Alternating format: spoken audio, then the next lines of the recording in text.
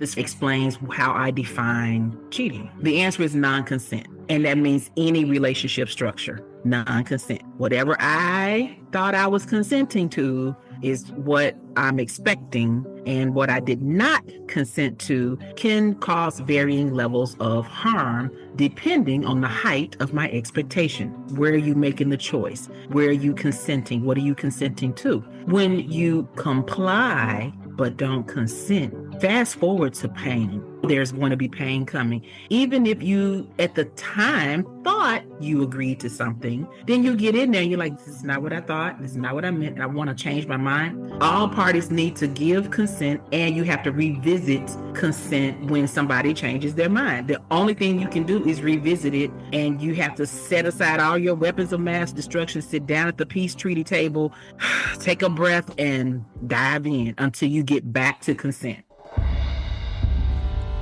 Welcome to the Relationship Diversity Podcast, where we celebrate, question, and explore all aspects of relationship structure diversity, from soloamory to monogamy to polyamory and everything in between, because every relationship is as unique as you are.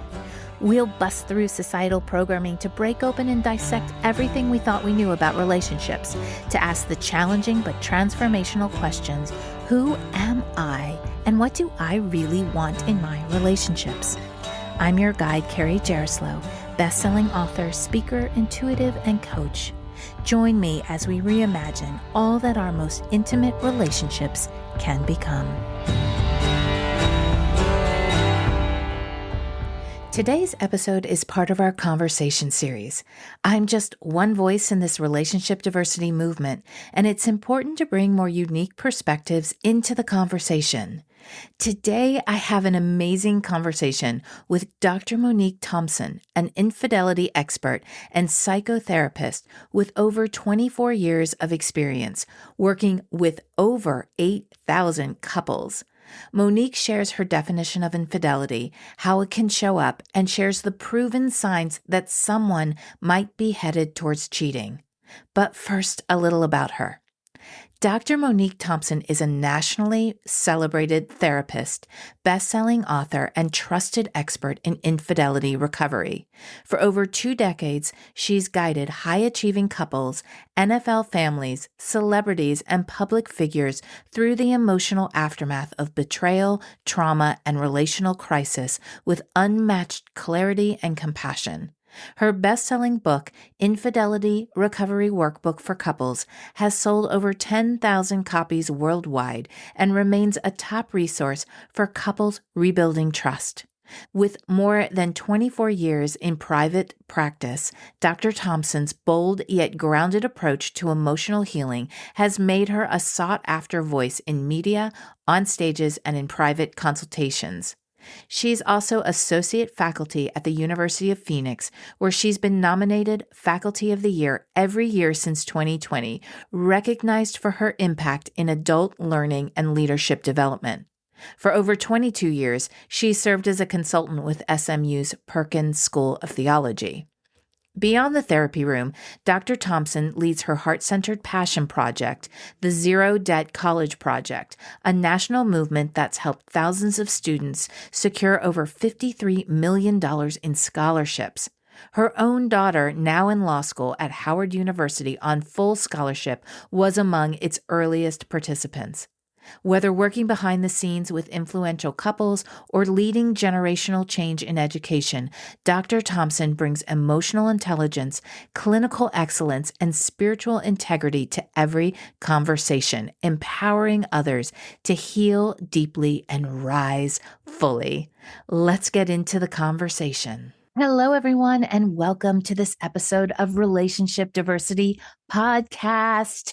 Wow, this guest I have today is Dr. Monique Thompson, and she has been working with couples for almost 25 years.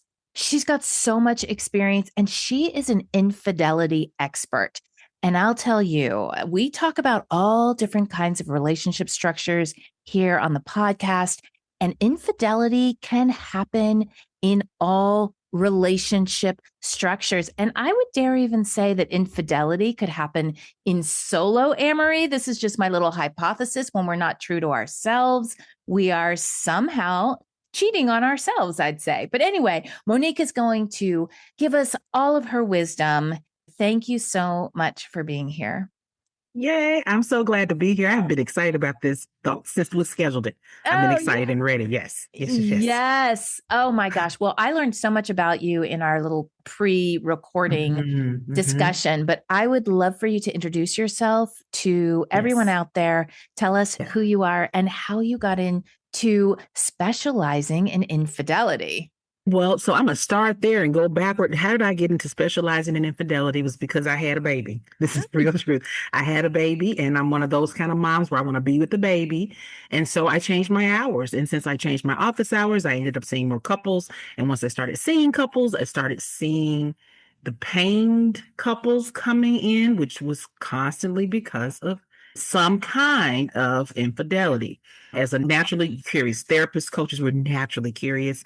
And I just started trying to figure out, one, what is the core issue here? And two, what can we do? Can you recover? So that was the first thing I thought, well, is it even possible, truly possible to recover? And in doing deep work, plus I always had a full practice. So it's like you said, almost 25 years, but I have always had a full practice. So I was all day, every day, seeing lots of couples. I literally think it's been 8,000 couples at this point because 25 years of full practice every day. And I started figuring it out. Ooh. Yes. Now, who we have to thank for that is where I ended up. Like, when you figure things like that out, people, they pass your name around and they start coming to you. So then you get better at it. And I ran up against some of my own stereotypes, some of my own, well, I'm never going to do this, I'm never going to do that. It's 25 years later. I don't really have a list of what I'm not going to do anymore. But that is really how it started. I had a baby. I changed my hours. Before that, I was 90% kids. 90% of my practice was kids. And the other chunk of it was forensics, adult male sex offenders, drug and alcohol and probation things. So I was really in the forensics field. Those things prepared me for infidelity recovery, but this is the hardest. Yeah. And I've covered the psych ER overnight. Wow. I've done in-home psych evals when I was an intern. I have done work at the state hospital level. I've done every level of care. I've worked with the NFL, with celebrities, public figures. This work, you need a big tall glass of water. You need to stretch first.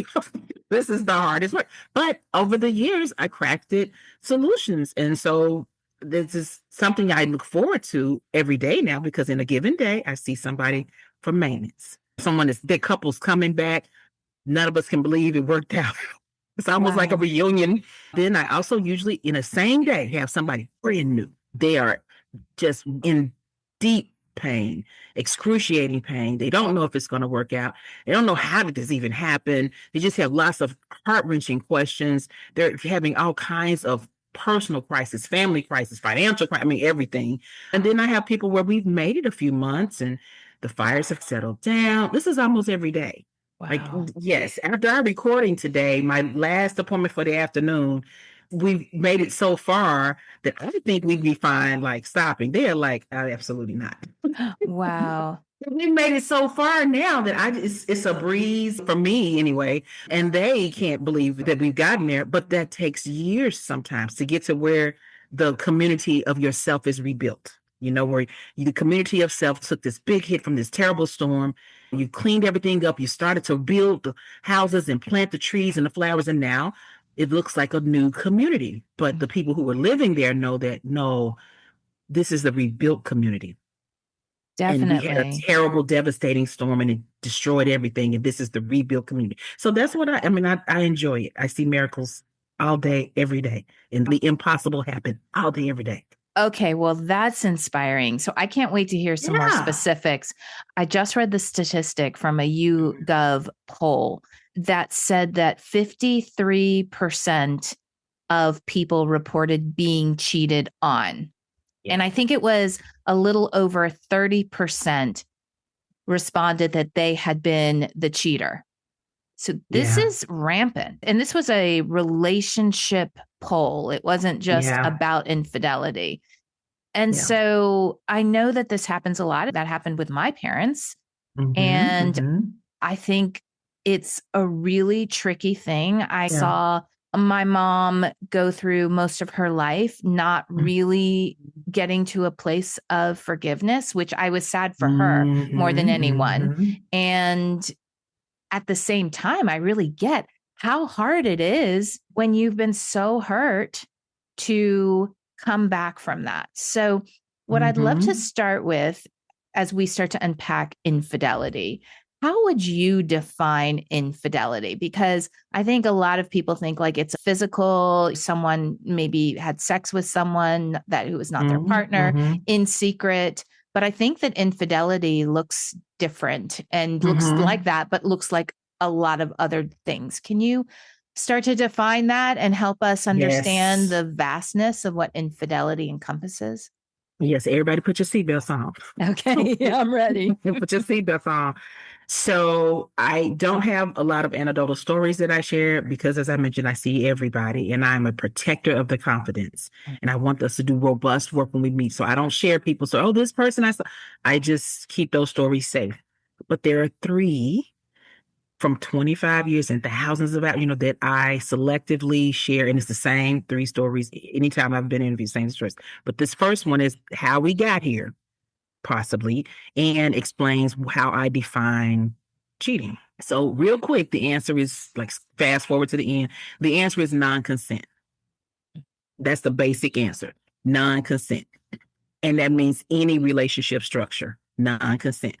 Whatever I thought I was consenting to is what I'm expecting.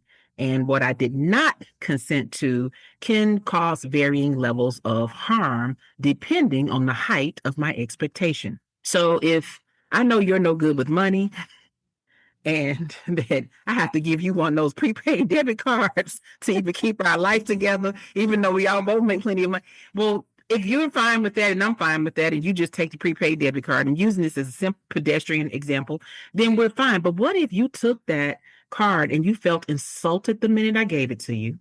You felt belittled, you felt powerless, and you felt controlled. And although you genuinely know that you're no good with money, this that you seem to consent because you took the card, you taking the card was not in fact consent. Wow. It was not in fact consent. So it was non-consensual.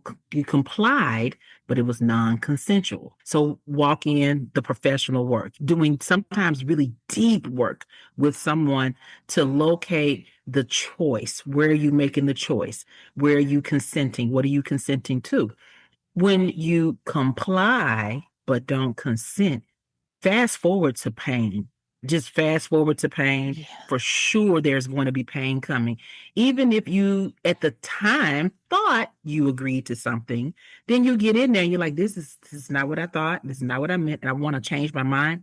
There has to be freedom to change your mind, but you, person who's changing your mind, are the one who is responsible for sharing that you've changed your mind, right? You who have consented, fully consented, in my opinion, my professional opinion, you, no harm, no foul. However, something that's not your fault could still be your responsibility. Right. Not your fault, but still your responsibility, depending on the nature of the relationship. I'll give a quick example. This is the one, like I did 3, this is the one. And this is how old the practice is. People were still writing personal checks. Okay, everybody just can't see me, but I have a lot of gray hair. I have an AARP card. I'm well over 50.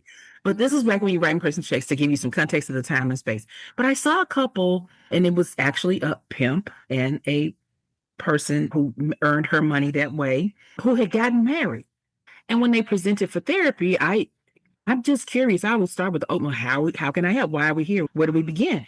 And the issue was they continued that relationship where she is a sex worker. The original nothing had changed except the pimp had changed. He did not want her to be with a certain customer anymore. And she was like, why? This is what we've always done. This is a long, like, she didn't understand why, and she refused to stop. She's like, I'm not going to stop. We've always done this. Why would I stop now? This is how I earn my living. And he was like, I just don't like that one. He makes me uncomfortable, this kind of thing. And I'm sitting there as a therapist going, what in the hell? Uh-huh. How do you pick one person? Like, what is it about this one person? And that became our work, was figuring out, what is it about this one person? Do you really mean you don't want this to happen, or are you just wanting your influence to matter, or what is it? And honestly, we did not finish that work because they wrote a hot check. End of that Oh. story. They wrote a hot check for one of the sessions. They never took care of the check. They never came back. And I just was left with, well, what happened? So that was my kind of, cliffhanger experience with someone. But what it left me with was the answer on consent, that it doesn't matter how we put this puzzle together. All parties need to give consent, and you have to revisit consent when somebody changes their mind. The only thing you can do is revisit it, and you have to set aside all your weapons of mass destruction, sit down at the peace treaty table, take a breath, and dive in until you get back to consent. That makes it super clear. Maybe not always super easy to unpack, but it makes it really clear. I think a lot of times couples or people get into relationship and things aren't really discussed. And there's like this, okay, this is just how it is, but it was never really consciously talked about. Do you find that a lot? Yes, but to some degree, it's fair. Your subconscious is faster than your conscious mind. That's just scientific fact. That's what we know about the brain. So that you're not consciously aware, we're back to not your fault, but it is your responsibility, right? To become consciously aware. So that is where you go in your private opportunities for deep work. You go on retreats, you go to life coaching, you go to relationship coaching, you go to professional therapy for the purpose of being a responsible citizen of the world, becoming conscious. So you maybe didn't have, maybe you didn't realize you're responsible for coming to your realizations. And you're responsible for the living of your authentic life, which most often involves coexisting, conflicting truths. It can be, yes, that's one of my tools I use with couples, is for us to uncover your coexisting, conflicting truths. It can both be true that you love someone and that you do not find them sexually attractive, and that you have to bear the responsibility. You have to bear the responsibility of leaving the relationship because you have a non-consenting partner when it comes to you having sex with other people. Right. So when you say, well, I don't get my needs met here, you're responsible for getting your needs met. And you're responsible for taking responsibility that this person did not consent to your method of getting your needs met. So if that happens, then you figuring out what did I just do is a big question. And for that, we're back to go to the conferences, go to the retreats, get on the cruise where they doing the deep work. Go out in the woods and swing and do the ropes course. Get down to and sit around the fire, smoke it out. Whatever pathway you have to find to get to your conscious thought, because it's not quite the same path for everybody. Whatever it has to be for you, that is your responsibility, though. It's for you to find your authentic path, get to your most conscious truth, and then for you to take responsibility for you living your conscious truth. Ooh. And the other person can say, no, I don't want to live your conscious truth because I'm living mine. Right. And they can't find that place where they can live together and coexist. Exactly. Yeah. It may be that our living truths may not be able to live together in a relationship, an actual relationship. It may be that our living truths need two separate universes, and each of us has to be responsible for that. So if I am saying to you, I only want to be with you, and you are saying to me, I only sometimes want to be with you, your responsibility was to tell me your most authentic truth was, I love you, but I don't always want to be with you. Like that. Or I love you and I only want to be with you. Another person says, I only want to be with you too. We don't have anything left to discuss, except you might change your mind. See, there's it. Except when you change your mind, now you have a responsibility Forget the fault about it, because we know for sure things that predict infidelity. Relationship dissatisfaction predicts infidelity. Low sexual satisfaction, even with high relationship satisfaction, predicts infidelity, right? Personal crisis, having a low ability to self-soothe, predicts infidelity. Well, how did you get there? Who knows? You could have had a high ACE score, that's adverse childhood events. You could have had a high level of trauma from childhood, that now it may be a longer road for you to become conscious about what's going on with you. You are responsible for seeking the care and treatment.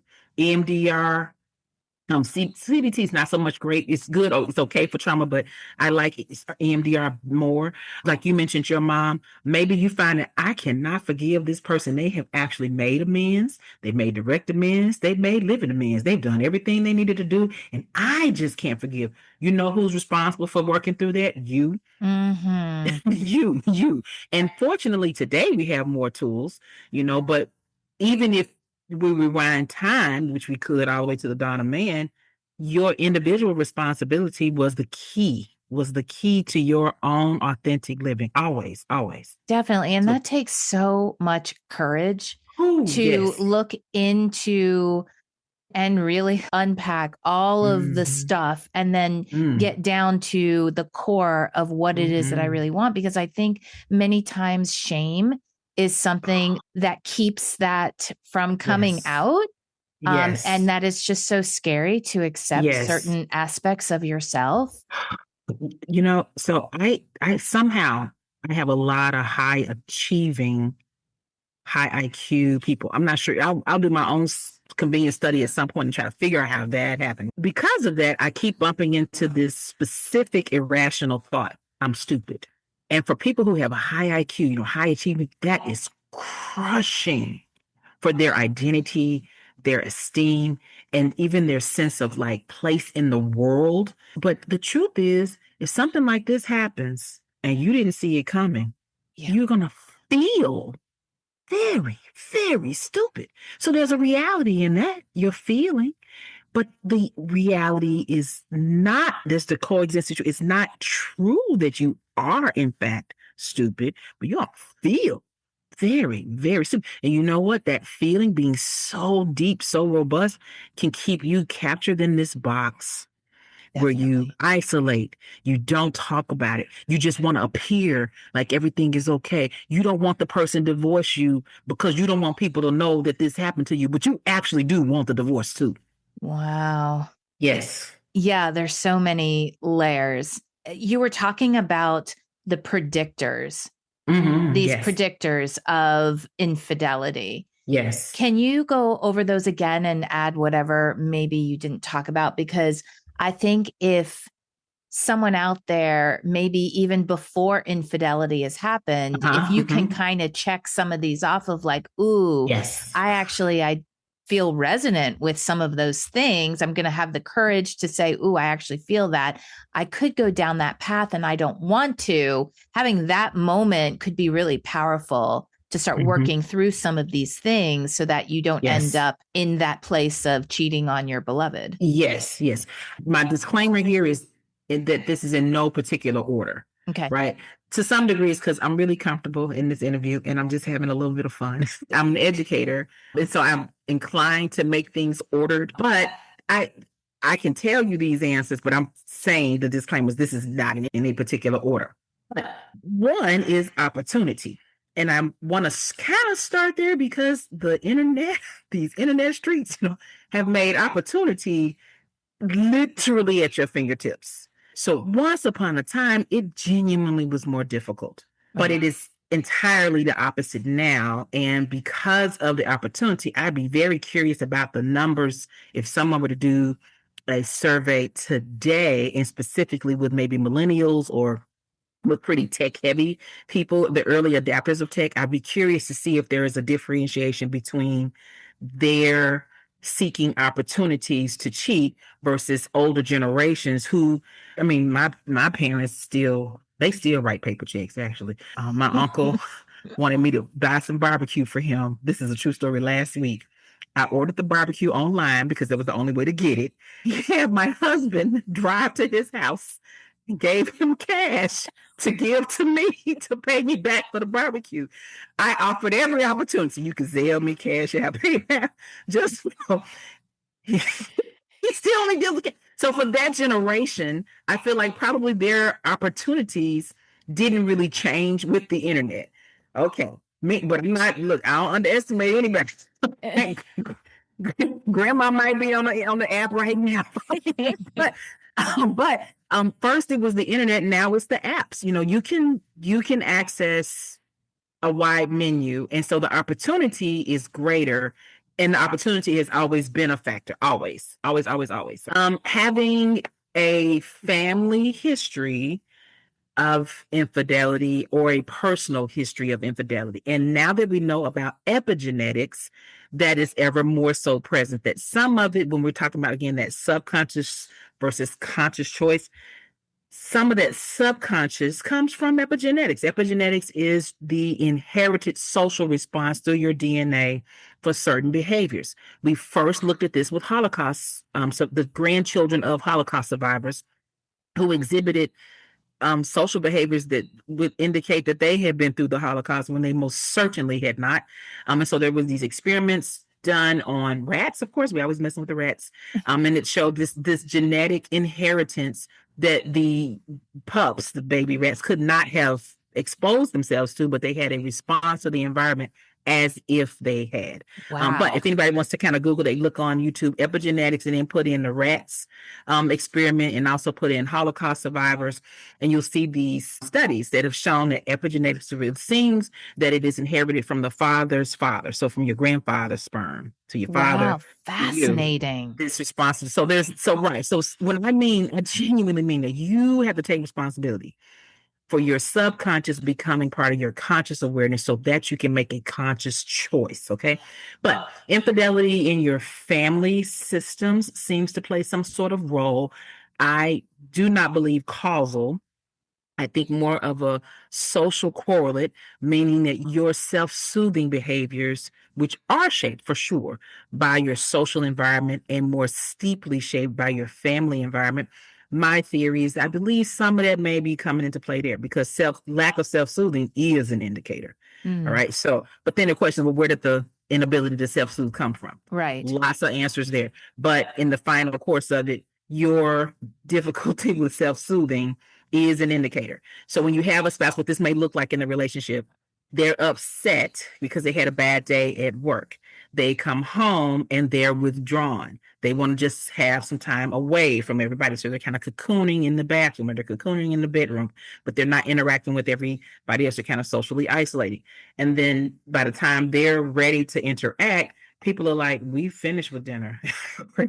They're moving on. So now they feel rejected. And so they withdraw more. So that inability to self-soothe, whereas a person who uses approach behavior for self-soothing comes on his same bad day, comes in, it's like, oh, y'all not gonna believe what I went through today. And they're steady talking while they're taking off their shoes. Like, wait a minute, I'm going to the bathroom, come right back and tell y'all. So they go and they kick off their shoes, and while they're in there, they're like, okay, you know what? I need to just calm down first. So they're literally talking through it with themselves. On the way home, they may have played any measure of music. I mean, I'm on my woman of faith, but I listen to my trap music on the way home sometimes. I gotta hear die, kill. Oh, y'all, to get myself right. But the ability to self-soothe, you kind of know what kind of rhythm you need to get into. You might go for a walk before you go in the house because you're like, I am too tense right now. My kids say, you're up here, I need you down here. So, but even somebody's ability to kind of engage with you like that and say, hey, you're up here, I need you down here, indicates a relationship. And you saying, I need to be down here. Okay. And then you getting yourself down, that's self-soothing. So in a relationship where other people are to blame for your emotional state, that is inability to self-soothe. So what this may look like when somebody's cheated is, well, I told you I wanted this particular thing. You didn't want to do it. Like, yeah, we talked about that one time. Or you tried one time, and I just wasn't interested in that because I've seen this. That they might not have been interested that day. They didn't necessarily mean no forever. They meant not right now. But you took that, ran with it, failed to self-soothe. Part of self-soothing is communicating. And so then you went and sought out soothing somewhere else and you did not have consent from your partner to do it, well, yeah, you cheated. So that's another one. Another one that I count that some therapists maybe are on the offense, but I count financial infidelity. And sometimes what this looks like is a person is trying to solve a financial problem independent of themselves. And so I'm counting it this way. You're overworking outside the home, taking your whole self into whatever it is that you do to make money. And you may say something like, I'm bringing all the money in. Don't say anything to me. Or if you would go to work, we could do so. So you're taking yourself away from the relationship so powerfully that people will say you're married to your job or you're married to work. I consider that cheating. So I'm using that as the financial challenges in a relationship. Take those seriously. Take those very seriously, and then decide together how we're going to solve this problem. Because often when the person maybe the higher income, they decide to solve the problem by taking on another project or by getting another contract or by expanding their business. Their spouse is like, what are you, where are you? Well, I have to go out of town for the next 3 weeks. Well, you know what we've got going on here. We have this and they solve the problem kind of, but you're away from the family. The spouse that's left behind is literally left behind, and they did not consent to that. So I consider the financial infidelity to count there. Okay, so here are two that you'll hear from almost anybody. Low relationship satisfaction. I count that to quality of relationship. So in the workbook, there is a link in the appendix to this chart that I use. Nobody likes the chart. And any of my clients that are listening, y'all know what chart I'm talking about. And you also know that I don't care that you don't like the chart because the chart works. Okay, sometimes you have to reduce things to writing for there to be clarity and peace. I learned that from my friend Anissa. She's Muslim and she teaches. I like to learn from all faiths. So that's one of the things you have to reduce things to writing for peace and clarity. All right. So the worksheet reduces things to writing. It's a yes or no for the whole day on whether you were honest with yourself about your thoughts and feelings and honest with others about your thoughts and feelings. And then there's a little space for a score, 0 to 10. How well did you manage being genuine with other people and being genuine with yourself? And then there's a little space at the bottom for a few notes. It could be that in a relationship, people think that their spouse is fine and their spouse is literally about to serve them with divorce papers. Epic fail on authentic communication, right? Authentic communication looks a little bit more like this. We probably need to go talk to somebody. If you don't want to go talk to somebody, we need to do something because I have been unhappy and I've been trying to get myself to a different place with us. But I really think we need to go. And I just need to mention that to you because my energy level is going down. I don't know what I'm going to do. So then the other person is like, I don't think there's anything wrong. You go talk to somebody. And in the going to talk to somebody, you start making plans to leave. That's inauthentic. Right. You owe a follow-up conversation. Hey, I have been going to individual therapy. My interest in working things out with us is going down. I'm not threatening to leave, but I'm also letting you know that I'm not promising to stay. And I feel like we need to do something different than what we're doing. And I just want to keep you in the loop of where I am. That's authentic communication. Delivering that information in the heat of an argument with a tone and with unblessed words in front of your kids, that's a 0 for the whole day. You did. It's a yes, but it's a 0 because how you delivered it was abusive. It did harm. You're provoking people. So yes, it was the truth, but it's a low score. And what you want is a high score where you said, you know what, when you get a minute today, I need us to talk real quick. I know this isn't a good time, but before we go to sleep, we need to kind of check in. That's a higher score. You're being respectful that person may not be ready. You're giving them some heavy information, right? A no, but a higher score. You have a friend reach out to you. Hey, you want to go do A, B, C, D, or E? And you tell them, yeah, hey, yeah, let me just wrap up here and I'm on my way. And then you go back to your desk and you see there will be no wrapping up today. The wrap things are unwrapping themselves. You need little elves and fairies to come if you want to go home in soon, right? So you owe that person a response back and say, hey, I thought I could wrap up here, but there's no way. And hey, I'm sorry about that, but I won't be able to make it. I have no idea when I'm gonna make this up to you. That's authentic communication. So really you did need to take responsibility for being a little bit more aware of your own day, but things happen. Again, that subconscious versus conscious stuff. It's genuine sometimes that you did not mean to not be genuine with someone, but here you are. Mm-hmm. And taking responsibility means cleaning it up. So now there's that higher score of cleaning it up. Let's say you're the person that cheated. In your effort to clean up, keep in mind that low score. I see everybody. So again, I don't share people's stories, but of the 3 stories, one of them is a story of somebody who was planning to cheat. But I see everybody all day. I see people every week. Somebody's planning, they're thinking it through. And when you find out that you're going to do that and you make that decision, and let's say the discovery happens, how you handle the discovery matters. The workbook is written for both partners, but I'm honest with everybody, it's a little heavy handed on being written for the person who cheated. So let's talk about that book, because that's a perfect segue, because this is a book that you wrote called The Infidelity Recovery Workbook for Couples. Yes. And this is where this chart is, right? The chart is in the appendix. Yeah. In the appendix. Okay. Yeah. So tell us a little bit about the workbook. You say it's a little bit more heavy for the person who has cheated, which I don't know a lot. I guess I haven't come across a lot of books that are for that side of it. It's usually someone trying to forgive the person that cheated on them. Mm-hmm. So there's every other chapter. So one chapter is for the person who cheated. The other one is for the betrayal partner. Then there's a chapter for them to work on together. So it kind of goes into a rhythm, a sequence like that. But the core, the essence of the book, I had in mind the person who cheated, because I often saw that the person who cheated, y'all don't look, we listen and we don't judge. We don't judge. They often needed my space to unpack the full range of what they were thinking and feeling, and to say it in an uncensored way. And I felt that the workbook would be helpful for someone who maybe they're never going to be able to see. The workbook sold over 10,000 copies. I clearly can't see 10,000 people, right? But I got so tickled when I looked at one of the reviews. There's a picture of this man sitting there working on the workbook, and his wife is like, "This saved our marriage," you know. And I'm looking at it going, exactly. The person who cheated is the one who's like, "I don't even know what to say.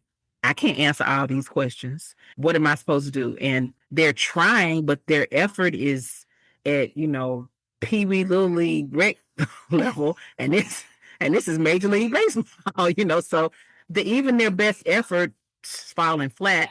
But with the workbook, they're able to articulate answers that make sense and don't do harm, for one. They're able to do work without feeling judged. And sometimes things don't work out, but it does not have to be the chaotic ending of the world. It can be a peaceful choice to go separate ways, which is always my hope, is that even if things don't work out, you can have a peaceful ending. You can choose peacefully to not be together anymore. And sometimes the person who cheated feels obligated to stay and do all this work because they feel so bad that we got to work through all, like you said, the shame. We got to work through all of that and get down to the core. And it may be at the end of the day, you don't want to be with this person anymore. And that it's not just that you changed your mind, you are now certain, and you don't know how to deliver that news, because it turns out that you're living in that complex, coexisting, conflicting truth of, I actually still love them. So I don't want to hurt them. And what I have to tell them will most certainly hurt them. And, how do I even do this? So the how do I do this, I feel like it's the question for everybody, but especially for the person who cheated. And on the range of weird things that I see, sometimes they only on the most technical level cheated, because let's say that the other person did seemingly give consent, but the person who cheated was like, I don't feel like that was real consent, but they did say yes. Mm-hmm. And then they'll even check back in and say, are you sure? Yeah, I'm good.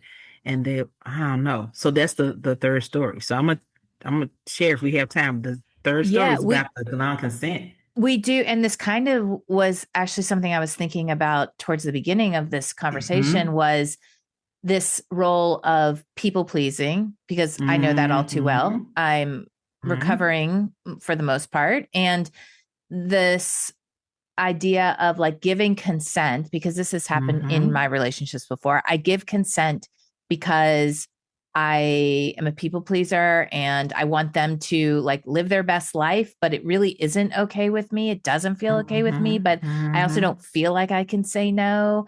And so that's like a really wishy-washy.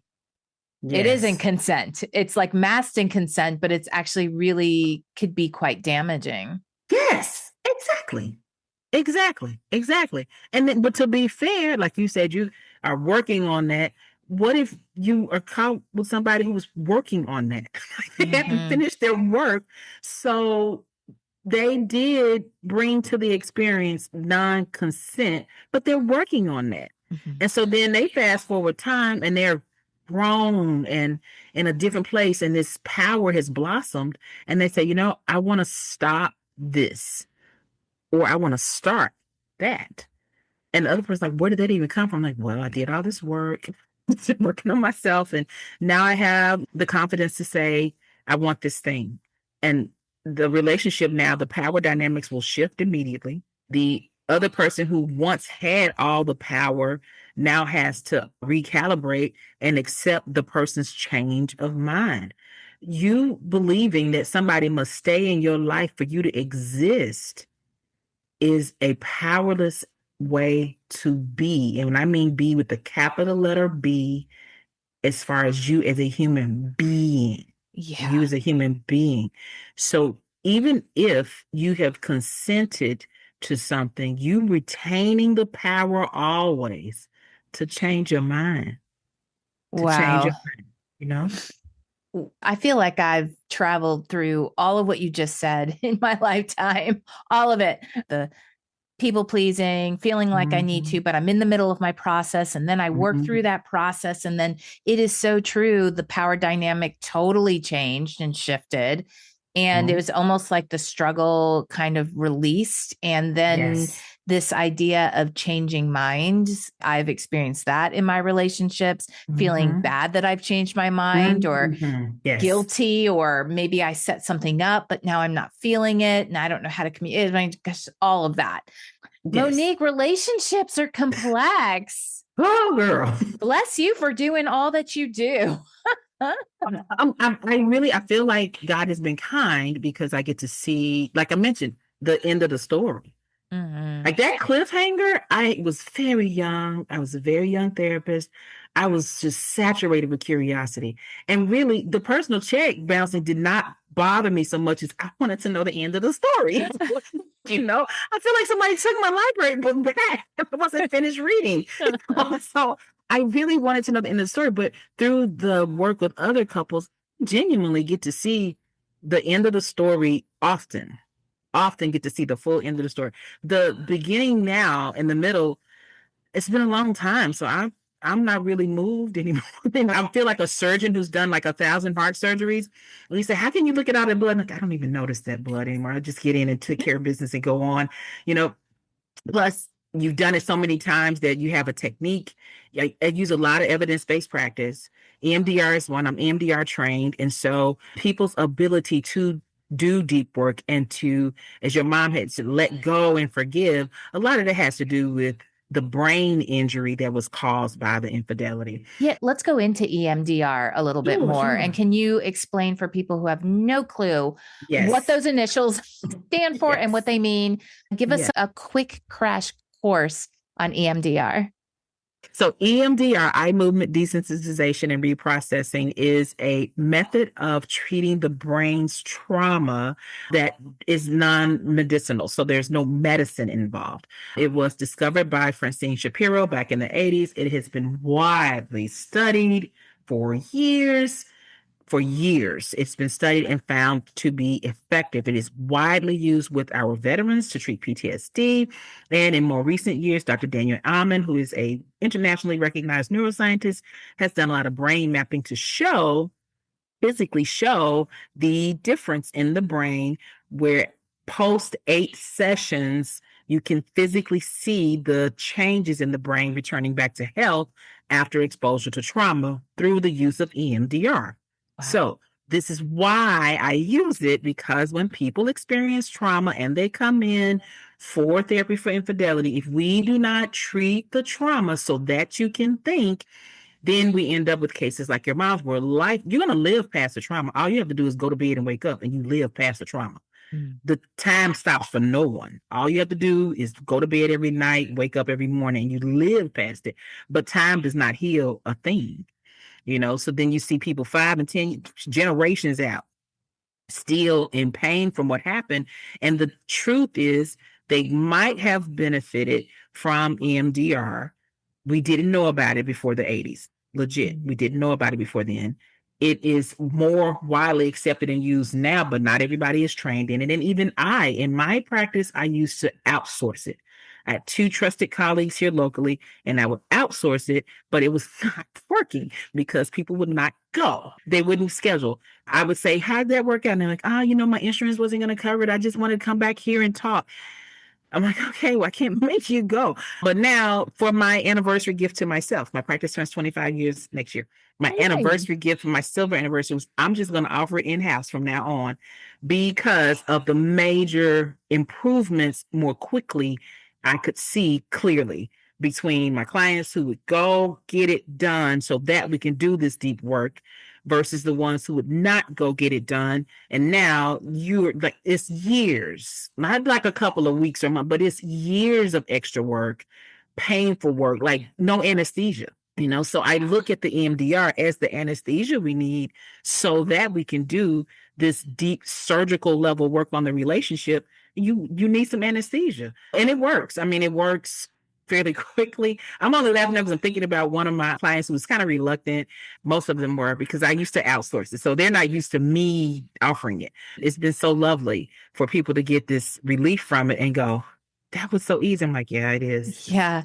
Is it accurate to say that the trauma keeps people from doing that deep work? Like they just can't get under that trauma because it's... Yeah. You have, to do MDR, there's a lot of prep work to it. So anybody listening, I do not recommend self-administered EMDR if you have what we call a high ACE score, average childhood event score. If you have a score higher than 2, I don't recommend you use self-administered EMDR. You can go on YouTube, you can find videos, there's workbooks to let you show how to do it. The essence of it is bilateral stimulation, long word that just means left, right. So how Francine Shapiro discovered was she was on a walk. So the left, right walking. You can do a butterfly. Maybe people have seen the Good Morning America story where Prince Harry was sharing that he uses EMDR and he does the butterfly tapping. So that's the left, right stimulation. You can follow the therapist's fingers. You can follow a ball. It's anything as long as you're doing the left, right stimulation, right? Well, so what's really happening? The brain is desensitizing. But you're right. What if I'm afraid to even do this? Well, that's where the resourcing comes in. So before you do it, your therapist is going to walk you through a lot of steps to get you ready to do the EMDR. Once you do the EMDR, you're only maybe a few hours away from their release. So 8 sessions, 8 90-minute sessions. That's what, 720 minutes or so. Y'all don't send any messages about my math. Okay. But about 8 sessions, 8 90-minute sessions, you can physically see the difference in the brain. But then now that your brain is healthy, the example I give people, a healthy brain doesn't win a spelling contest. You still got to study. You got to still study your spelling words to be ready on Friday. So a healthy brain, now we got to do the work. We have to still do the work, And infidelity is definitely harder than a 3rd grade spelling test. So you still have this work to do. But to answer your question, yes, the sourcing, getting the person ready is important. I use an online course that my clients can do for free when they come in to see me. If I think we might use EMDR, I say, why don't you learn a little bit about it? We do some education in session. We do it immediately. If I can get us started immediately, then I know we're going to have relief immediately. They are going to feel the relief immediately, which is the testament to them. So I have to have what we call a really strong therapeutic alliance, meaning you have to trust me. I have to trust you. The thicker that cord is, the more work we can get done. And that pre-existing therapeutic alliance, I notice, helps us to now go do the spelling test. We've gotten this treatment done so that your brain is living mostly in your parasympathetic nervous system. That's your relaxed response. You're not living most of your day in your fight or flight response. So instead of being your sympathetic, you're in your parasympathetic system. And you're naturally living over there. You're not with great effort, like deep meditation and visualizations and affirmations and drinking tea. So all those things help. It's not that they don't help, they help. But the EMDR actually treats the trauma in the brain biologically, and there's no side effects. There's lots of medicines you can take to help achieve a similar goal. But of course, there's side effects. You've got to find a remedy dose and those kinds of things. With this, you just need to see how many sessions. And then after you finish getting the trauma relief, which I measure, I do assessments before to establish a baseline. We usually assess around session 3 or 4 with actual clinical instruments to see, did these levels go down? They always do. Now we can do the spelling test, so it does help. So all the clinical trials have been done in lots of different populations. And even in people with the therapist and the client don't even speak the same language. Oh, wow. Yes. Even with the language barrier, you can achieve the relief from the trauma. Wow. And then you see this beautiful movement that I really appreciate this group. There's this international groups that'll go when there's been like a national disaster, and this team of therapists will go and help. And you might be foreign to the culture and foreign to the language, but this is more about your human body's physiological response to trauma. And so it transcends all those different barriers. Yeah, it's nice. That's amazing. It sounds like a miracle. And it sounds like it just is going to help people get to the work to have them living a more authentic life. And that's kind of what I want to, as we wrap up, is really get your opinions on the purpose of relationships. I think there's a lot of programming in the world that's like, the purpose is to find the relationship and be in that relationship and make it work regardless of anything, like any changes, any evolution, just keep working to keep with the relationship. Like there's this societal programming about that. To me, I've always looked at my relationships as my relationships are helping me to evolve into a more truer version of me, of who I am at this age, 55, as I was at 35, truer then than true now. And I'm evolving, and my relationships really help with that. And I feel like reframing for people the purpose of relationships could be really helpful. And the reason why I'm bringing that up is because when you were talking about like some couples go through this work with you and they decide not to stay together. And that is the most authentic expression of who they are. So how would you talk about the purpose of relationships in our lives? So that last part you said, they may decide not to stay together, but not being with you doesn't mean I'm choosing to be alone. Right. I don't recommend any human choose loneliness. It has an adverse effect on your health immediately. So pop question to your audience, what do we do still in 2025 when a person has committed a crime and they're a hardened criminal and they're in prison? What do we do for discipline? Solitary confinement. Why does that work? Because you cannot escape the negative health effects of loneliness. It is inescapable. Your humanity, your biology will not allow you to escape the biological stress response of loneliness. You cannot escape it. So you're going to instinctively, even if you are a hardened criminal in prison, you still need community. You still need, so there's always a physical consequence, always, period. And there is no getting around the physical consequence, the negative physical consequence of loneliness. So some of it is a very 1 + 1 = 2 survival instinct that you're going to need to connect. Now, is being with a group of people the same as being in community and feeling a relationship? Do you need to feel love? And the answer is, turns out, yes. So when you connect with somebody that you love and you feel loved by them, you release oxytocin. Oxytocin, as it turns out, get this, has a binding effect on your heart. There are receptor sites on your heart that bind to oxytocin, and it has a healing effect on your heart for the adverse effects of stress, the love hormone. Isn't that beautiful? Isn't Yes. that beautiful? When you do not have these connections, your T cell function goes down, your agitation levels go up. So if you think about it, when you say sometimes, oh, you make me sick, you actually, yeah, you Mm. actually do, you know? And when you start noticing that you don't feel comfortable in your own skin in a relationship, take heed to that. Remember that subconscious versus conscious communication? Take heed to that. My quickest remedy for anybody, if you are not sure about a relationship, go for walks. This is the easiest thing you can do. Go for walks. Go for walks and start off with what you're uneasy about and let yourself naturally walk it out. You'll notice that when you come back, as you mentioned, you may not have a solution, but you'll probably have a little bit more peace. Mm. You can walk out your agitation. When you're agitated, not only do you not want to be around people, people don't want to be around you. Yeah. Okay. All right. So, and when you have been lonely for too long, then you start to do anti-survival things like act untoward with people you actually want to connect with, or you may be abusive even. And I'm not excusing abuse, but you may be abusive when really what you want to do is be loved and loved on. Mhm. So you making a choice to be responsible for your own self-soothing, be responsible for your own physical, emotional, psychological, mental, spiritual, all your health levels, all the whole wheel of health, you being responsible, making sure that you are running like a well-oiled machine also means connecting with the people that help you run. Mm. You know, so you being responsible, noticing that the people around me right now, I believe that they are literally ramming my car into a tree every time we get into this car.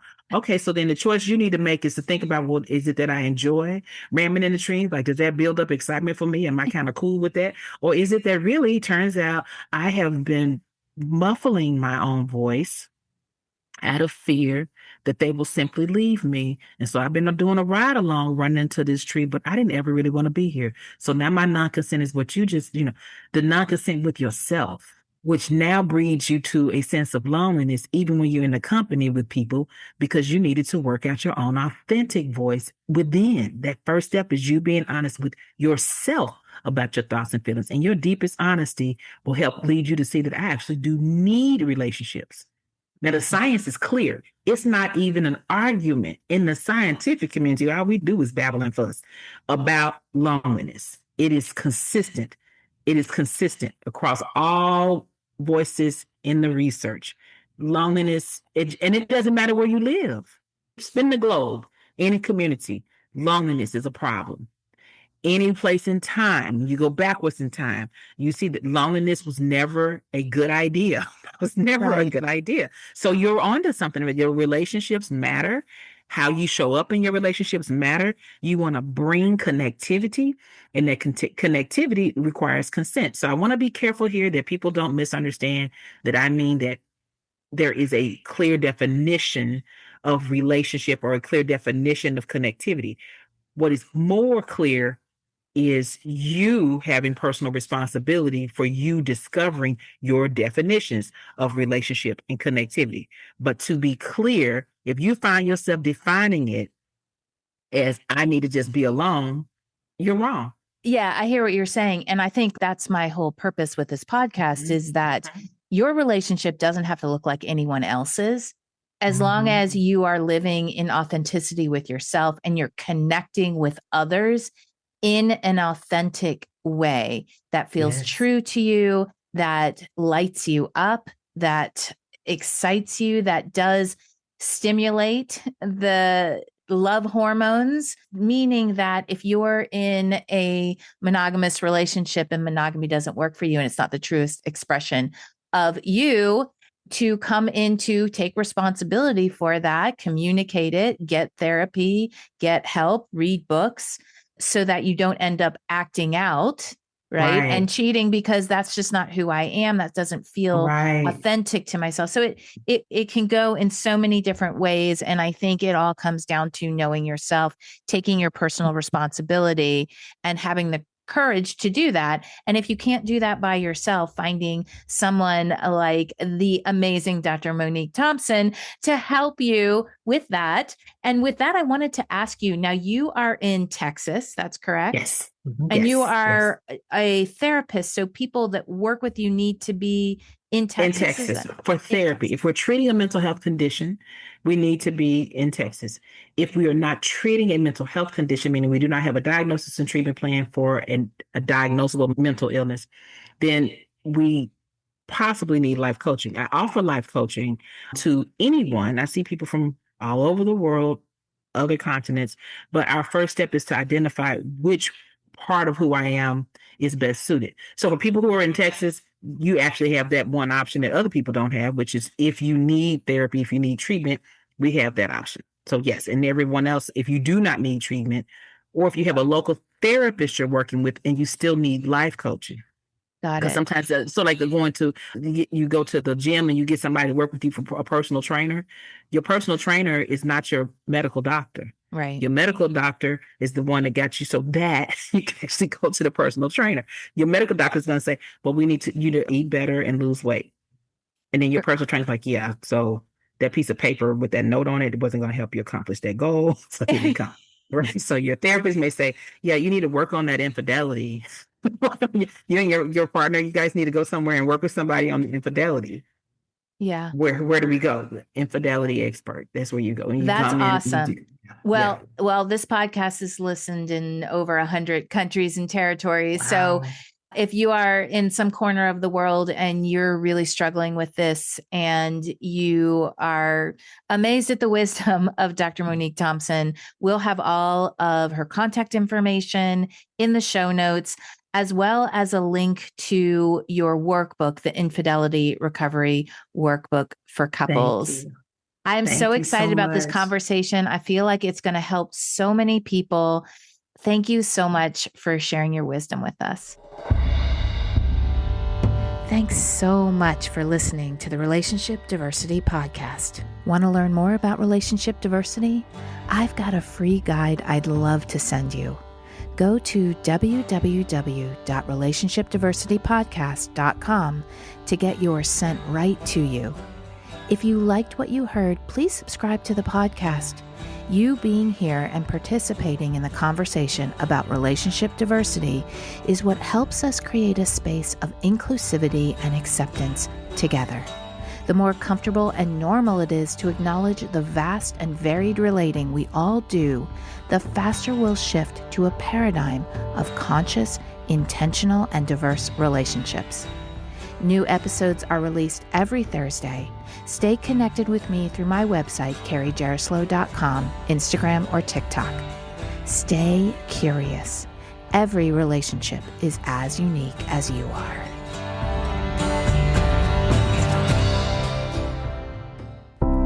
Are you wondering why you never seem to find lasting fulfillment in your relationships?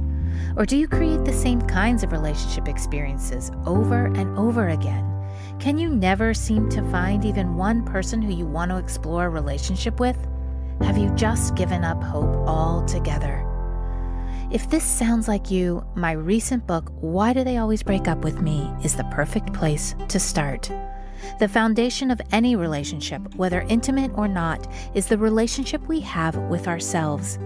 In the book, I lead you through 8 clear steps to start or continue your self-exploration journey. You'll learn about the importance of self-acceptance, gratitude, belief shifting, and forgiveness, and given exercises to experience these life-changing concepts. This is the process I use to shift my relationships from continual heartbreak to what they are now, fulfilling, soul-nourishing, compassionate, and loving. It is possible for you. This book can set you on a path to get there. Currently available through Amazon or through the link in the show notes.